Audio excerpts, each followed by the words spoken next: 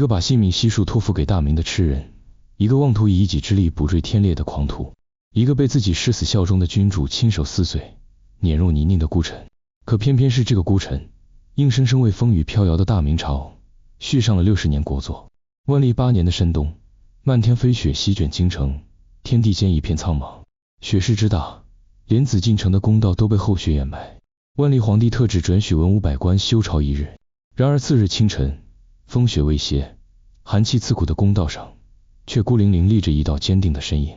他一身藏青官袍，在白雪中格外醒目，霜雪落满肩头，鬓发皆白，却依旧昂首挺胸，顶风冒雪，独自踏向朝堂。谁言天公不好客，漫天风雪送云。他就是大明第一首辅张居正。公元1525年，张居正生于湖广荆州府江陵县，初名张白圭。传闻其出生前，曾祖父梦到圆月入缸，白圭浮起，视为祥瑞。他自幼聪颖，12岁中秀才，得荆州知府李世鳌改名居正。16岁中举人，获湖广巡抚顾林赏识月磨砺。祖父张震因辽王朱宪极度被害，让他深知权力之重，立志仕途。公元1547年，23岁的张居正顺利考中进士，位列2甲第9名，被选为庶吉士，进入翰林院，正式步入仕途。他凭借出众的才华，深得内阁重臣徐阶的赏识。初入官场时，正值嘉靖皇帝痴迷修道求仙，内阁大权由首辅严嵩把持。所谓内阁，相当于皇帝的秘书处，而此时的张居正还只是翰林院一个无足轻重的小官。公元1549年，张居正针对时政撰写奏书上奏皇帝，提出明帝国当时面临的5大问题，并附上相应的解决办法。可惜，正如人生中许多第一次往往难以收效，张居正的这道奏书如同石沉大海，毫无反响。但他依然泰然自若，想起了老师徐阶说过的一番话：圣人只逢其时，才有其事。有些事急不来，也强求不得，该来的自会来，不该来的你怎么求都没用。自此之后，在嘉靖一朝，除了翰林院编修例行的奏书外，张居正再也没有上过一道饱含个人见解的折子。点到为止，便是张居正年轻时的处事态度。公元1555年，俺答汗攻陷大同，进犯怀来，北京宣布戒严。然而，大明朝廷内部，嘉靖皇帝依旧在斋戒祷告，祈求长生。严嵩仍在拼命贪污敛财，老师徐阶则始终谨小慎微。与张居正同时期的新科进士杨继盛对眼下时局极为不满，他因才智突出连升4级，便借机怒斥严嵩有无奸十罪。这彻底激怒了严嵩，他想方设法害死了杨继盛。眼看着大明王朝日渐衰败，而人微言轻的张居正除了撰写文章外，并无干预政局的能力。于是，时年30岁的张居正决定暂时离开官场。他以养病为由，向吏部请假，回到老家江陵，一待便是3年。对他而言，这并非归隐或逃避，而是对抗污浊政局的一种方式。在此期间，他写下“江湖此日空愁病，不忘陈居思渺然”的诗句。陈居是皇帝的住所，象征着权力的中心。他从未想过隐居避世，而是渴望寻找机会复出，实现匡时救国的抱负。3年间，他刻苦读书，四处实地考察，发现了诸多社会问题。他在荆州府提名记中写道：田赋不均，平民失业，民苦于兼并，这一切让他心生恻隐，而想要拯救黎民百姓，施展自身抱负，唯有掌握权力才能实现。这份责任感促使他重返政坛。公元1557年，张居正重新回到翰林院，历经3年蛰伏，他渐渐理解了老师徐阶多年的隐忍。原来徐阶一直在扮猪吃老虎，只是在等待恰当的时机扳倒严嵩父子。公元1562年，西苑发生火灾，嘉靖皇帝居住的永寿宫被烧毁。严嵩建议嘉靖帝迁往南苑崇华宫，而徐阶则主张尽快修复永寿宫。3个月后，永寿宫在徐阶的统筹规划下修复完毕，富丽堂皇。嘉靖帝大喜，升任徐阶为少师。徐阶趁热打铁，随后买通道士蓝道行，让其借占卜之机向嘉靖帝进言，使嘉靖帝对严嵩产生不满。紧接着，监察御史邹应龙主动上书，指控严嵩之子严世蕃贪赃枉法，祸国殃民，应处死刑。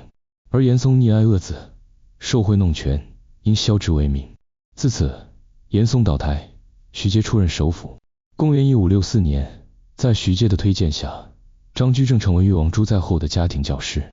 在王府中，他结识了许多日后将在官场上叱咤风云的人物，也为自己日后的仕途铺平了道路。公元1566年，长期修道求仙的嘉靖帝驾崩，随后徐阶与张居正一同起草遗诏，誉王朱在后顺利继承帝位，即明穆宗。张居正以誉王藩邸旧臣的身份，升任吏部左侍郎兼东阁大学士，进入内阁。此后，张居正的人生可谓顺风顺水，一年内连升数级，直至武英殿大学士，参与朝政机要，终于站在了权力的核心位置。但此时的大明王朝内忧外患，危机四伏，加之徐阶告病还乡，高拱得势，内阁之中又掀起了新一轮的权力斗争。公元1572年，明穆宗驾崩，年仅10岁的皇太子朱翊钧即位，即明神宗，也就是万历皇帝。身为皇帝的老师，张居正与皇帝的生母李太后，以及皇帝的陪读大太监冯保，都有着密切的关系。而内阁首辅高拱为了独揽大权，严厉抨击宦官干政，招致冯保的怨恨。随后，张居正联合冯保，故意歪曲高拱的言论，激怒了李太后。最终，高拱以专权擅政的罪名被遣回老家。当时已是内阁2号人物的张居正继任首辅一职，紧接着又升任左柱国和中极殿大学士。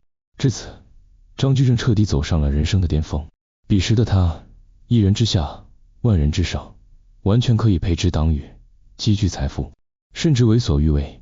但他没有这样做。他坚信这个世界上无论贫富贵贱，都应享有公理和正义。他确信大明王朝能够通过富国强兵走向强大。于是他开始对大明王朝进行大刀阔斧的改革。政治上，他整顿吏治，推行考成法，严格考察各级官吏贯彻朝廷诏旨的情况，提高行政效率，使得朝廷发布的政令虽万里外，朝下而西奉行。经济上，他整顿赋役制度，推行一条鞭法，将各类赋役合并征收，折算成银两按亩缴纳，简化了税制，增加了财政收入。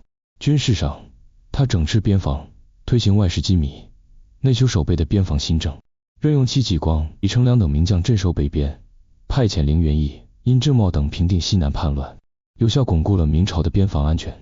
即便在张居正推行改革，为岌岌可危的大明力挽狂澜的鼎盛时期，针对他的攻击也从未停止。这些攻击者既有他的政敌，也有被改革触动利益的既得利益者。他们深知张居正的改革成效卓著，无可指摘，便转而在道德层面大做文章，试图离间他与皇帝的亲密关系。公元1577年，张居正的父亲去世，按照明朝制度，他需卸职回家守孝27个月，这便是丁忧。当时万历皇帝尚未成年，对张居正的依赖性极强，于是下旨夺请。所谓夺请，即无需回家丁忧，继续留任首辅之位处理政务。最终，张居正选择留任，但这也为他招致了诸多历史非议。可那又如何？功过是非，留待春秋评说。他本出身世家大族，却毅然向精英阶级开刀。为了理想，为了受苦的下层百姓，在荆棘丛生的变法之路上一往无前，不计身前身后名。这样的先驱改革者，永远值得后人尊敬。在张居正一系列改革政策的推动下，明朝面貌焕然一新。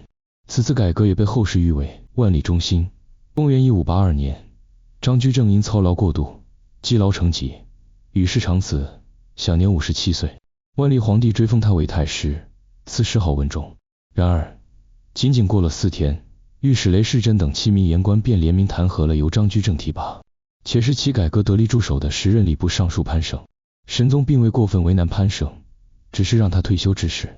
随后，言官们将矛头直指张居正，万历皇帝也随之展开了对张居正的反攻清算。他下旨剥夺张居正的一切荣誉称号，派人抄没其家产。荆州张家因此遭受灭顶之灾，饿死17口人。张居正的长子张敬修上吊自缢，死前留下血书喊冤。若非迫于舆论压力，张居正险些遭到开棺鞭尸的羞辱。终万历一招，无人敢为他平反昭雪。一生刚正不阿的海瑞评价张居正，功于谋国，拙于谋身。